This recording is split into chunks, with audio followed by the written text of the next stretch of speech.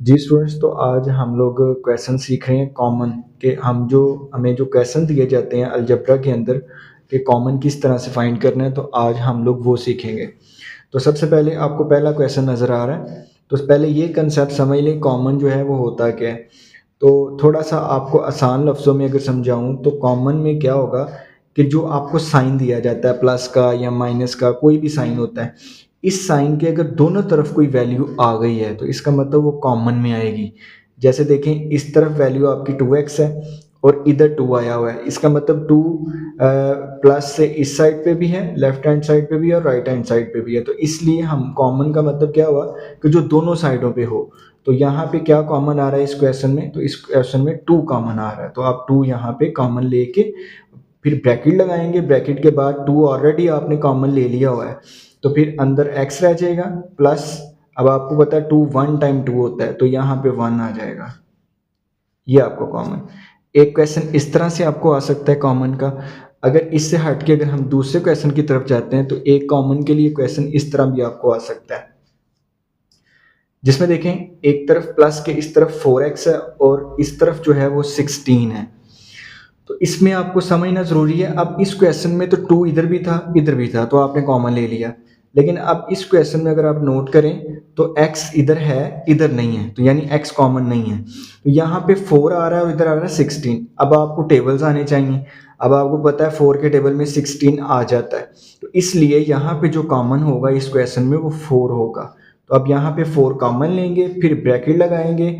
आपको पता है 4 1 टाइम 4 होता है, तो यहाँ 1 आप लगाना चाहें तो लगा सकते हैं। अगर ना भी लगाएं तो मतलब कोई भी वैल्यू है उसके साथ, मतलब जिसके साथ कुछ ना हो उसके साथ 1 होता है, तो यहाँ पे साथ x लगा दें आप। आगे प्लस के बाद आपके पास कौन सा नंबर है 16, तो 4 के टेबल में 16 कितने टाइम आता है, तो वो आप जो है वो इसको कर लें, तो 4 टाइम जो है वो 16 आता है। तो ये आपका क्वेश्चन नंबर 2 जो है कॉमन वाला वो भी हो गया।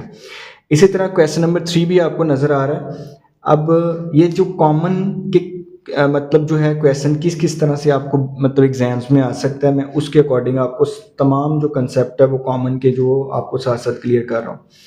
इसमें देखें इस क्वेश्चन में क्या है, इसमें 2 कांस्टेंट नंबर है, प्लस के इस तरफ भी आया लेकिन उस तरफ नहीं आया, दूसरी साइड पे 2 नहीं आया। तो इसका मतलब x की पावर यहाँ पे 5 है और उधर क्या है x की पावर 2, यानी 2 तो कॉमन नहीं है लेकिन x दोनों तरफ आया है। तो इसका मतलब क्या होगा, x की जो कम पावर होगी वो आप कॉमन लेंगे। तो x की कम पावर यहाँ कौन सी है 2, तो आप 2 जो है वो फाइंड कर लेंगे। तो आप यहाँ पे आप क्या लिखेंगे, x की पावर 2 एंड ब्रैकेट। अब हमने 2 तो कॉमन नहीं लिया, तो 2 वैसे का वैसे अंदर आ जाएगा, और साथ ही x की पावर जो 5 है आपकी, ये जो है 2 ऑलरेडी आपने कॉमन ले लिया है, तो पीछे आपकी x की पावर कितनी रहेगी 3, तो ये 3 आ जाएगी। आगे प्लस x की पावर 2 ऑलरेडी आपने बाहर कॉमन ली हुई है, तो यहाँ इस सारे की जगह आपका क्या आ जाएगा 1 आ जाएगा। तो ये स्टूडेंट्स 3 क्वेश्चन है। मज़ीद अगर आपने नेक्स्ट 3 क्वेश्चन है, इसमें से 4 वाला क्वेश्चन मैं आपको करवा देता हूँ, बाकी 2 क्वेश्चन आपने खुद प्रैक्टिस के लिए करने हैं। अब देखें 4 वाला जो क्वेश्चन है इसमें अब 3 वैल्यूज आ गई हैं, 1 2 और 3।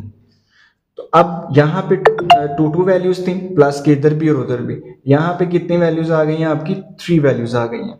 तो 3 वैल्यूज में फिर देखना है कि क्या तीनों में जो नंबर अल्फ़ाबेट्स या वेरिएबल जो है वो कोई सेम आया, तो फिर वो भी कॉमन होगा। यहाँ भी x आया, इधर भी आ गया और इधर भी आ गया, तीनों में आया, तो इसका मतलब जो है वो x कॉमन होगा। और यहाँ पे x जब कॉमन ले लिया आपने, फर्स्ट बाहर आ गया हुआ तो इसकी जगह 1 आ जाएगा। प्लस नेक्स्ट इसमें से भी आपने x बाहर निकाल लिया तो पीछे y रह जाएगा।